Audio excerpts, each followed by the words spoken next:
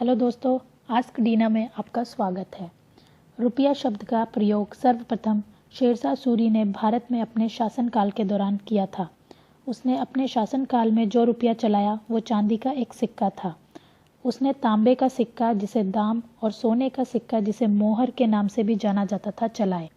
अगर आपके पास आधे से ज़्यादा फटा हुआ नोट है तो भी आप बैंक में जाकर उसे बदल सकते हैं।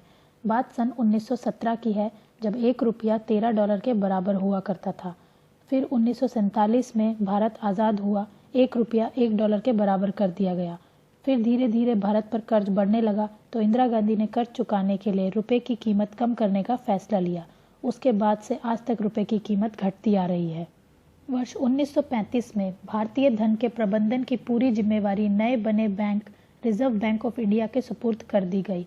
वर्ष 1944 में जापानियों कंपनी द्वारा नकली नोट बनाए जाने के डर से रिजर्व बैंक ने नोटों में पहली बार सुरक्षा धागे और वाटरमार्क का प्रयोग किया। वर्ष 1949 में स्वतंत्र भारत का पहला नोट 1 रुपये की मुद्रा में छापा गया।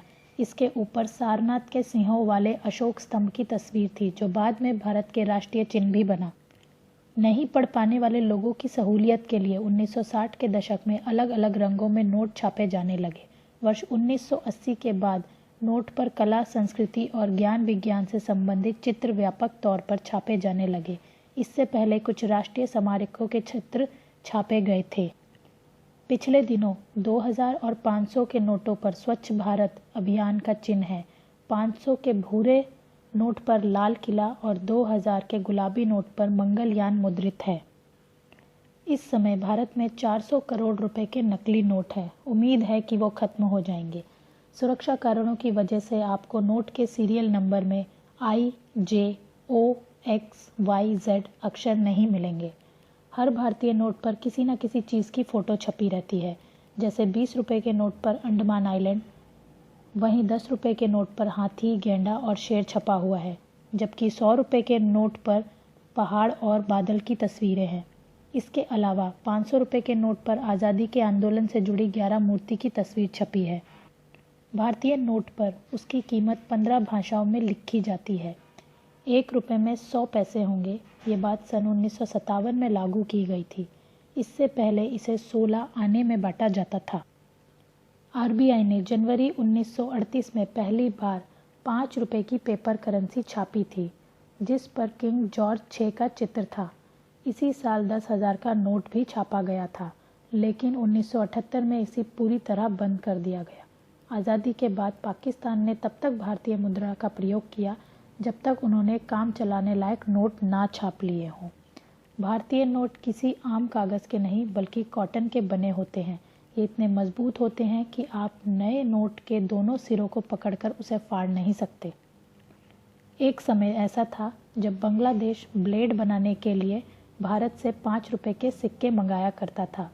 5 रुपये के एक सिक्के से 6 ब्लेड बनते थे। एक ब्लेड की कीमत 2 रुपये होती थी, तो ब्लेड बनाने वाले को अच्छा फ़ायदा था। इसे देखते हुए भारत सरकार ने सिक्का बनाने वाला मेटल ही बंद कर दिया। आज़ादी के बाद सिक्के तांबे के बनते थे। उसके बाद 1964 में एल्यूमीनियम के और 1988 में स्टेनलेस स्टील के बनने शुरू हो गए। भारतीय नोट पर महात्मा गांधी जी की फ़ोटो छपती है। वह तब खींची गई थी जब गांधी जी तत्कालीन बर्मा और भारत में ब्रिटिश सेक्रेटरी के रूप में कार्यरत फेडरल पैथिक लॉरेंस के साथ कोलकाता स्थित वायसराय हाउस में मुलाकात करने गए थे। यह फ़ोटो 1996 में नोटों पर छपनी शुरू हुई थी। इससे पहले महात्मा गांधी की जगह अशोक स्तंभ छापा जाता था। भारत के 500 और 1000 रुपये के नोट नेपाल में नहीं चलते और अब तो इंडिया में भी नहीं चलते। 500 का पहला नोट 1987 और 1000 का पहला नोट सन 2000 में बनाया गया था। फिलहाल 1000 का नोट बंद हो चुका है और 500 का नया नोट मार्केट में आ गया है। 2000 का पहला नोट सन 2016 में बनाया गया था। भारत में 75, 100 और 1000 के भी सिक्के छप चुके हैं। 1 रुपये का नोट भारत सरकार द्वारा और 2 से 1000 तक के नोट आरबीआई द्वारा जारी किए जाते हैं। नोटों पर सीरियल नंबर इसलिए डाला जाता है ताकि आरबीआई को पता चलता रहे कि इस समय मार्केट में कितनी करेंसी है। रुपया भारत के अलावा इंडोनेशिया, मॉरिशस, नेपाल, पाकिस्तान और श्रीलंका की भी करेंसी है। अकॉर्डिंग टू आरबीआई, भारत हर साल 2000 करोड़ करेंसी छापता है। रुपए के चिन्ह को 2010 में उदय कुमार ने बनाया था। इसके लिए उनको 2.5 लाख रुपए का इनाम भी मिला था। क्या आरबीआई जितना मर्जी चाहे उतनी कीमत के नोट छाप सकती है? ऐसा नहीं है कि आरबीआई जितनी मर्जी चाहे उतनी कीमत के नोट छाप सकती है, बल्कि वह सिर्फ 10,000 तक के नोट छाप सकती है। अगर इससे ज़्यादा कीमत के नोट छापने हैं तो उसको reserve bank of India act 1934 में बदलाव करना होगा। जब हमारे पास मशीन है तो हम अनगिनत नोट क्यों नहीं छाप सकते? हम कितने नोट छाप सकते हैं इसका निर्धारण मुद्रास्फीति, जीडीपी ग्रोथ, बैंक नोट्स के रिप्लेसमेंट और रिजर्व बैंक ऑफ स्टॉक के आधार पर किया जाता है। हर सिक्के के नीचे एक खास निशान बना होता है। आप उस निशान को देखकर पता लगा सकते हैं कि यह सिक्का कहाँ बना है। मुंबई में बने सिक्के के नीचे हीरा होगा, नोएडा में बने सिक्के के नीचे डॉट, हैदराबाद में बने सिक्के के नीचे सितारा, कोलकाता में बने सिक्के के नीचे कोई निशान नहीं होगा।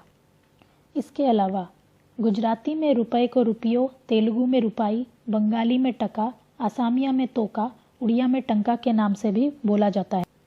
रुपया डॉलर के मुकाबले बेशक कमज़ोर है, लेकिन फिर भी कुछ देश ऐसे हैं जिनकी करेंसी के आगे रुपया काफ़ी बड़ा है।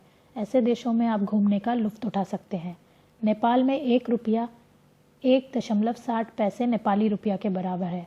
आइसलैंड में 1.94 क्रोन, श्रीलंका में 2.10 श्रीलंकाई रुपया, हंगरी में 4.27 फोरिंट,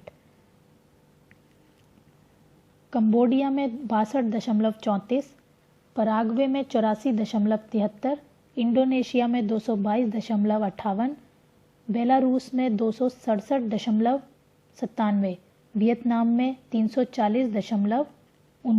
इन सभी देशों में हमारे रुपए की कीमत बहुत अधिक है। आपकी आज के वीडियो के बारे में क्या राय है, हमें कमेंट के ज़रिए बताएं। अगर आपको हमारा वीडियो पसंद आया तो प्लीज़ लाइक करें। ऐसी ही और जानकारियों के लिए हमारे चैनल को सब्सक्राइब करें। बहुत जल्द मिलेंगे एक नए वीडियो और नई जानकारी के साथ।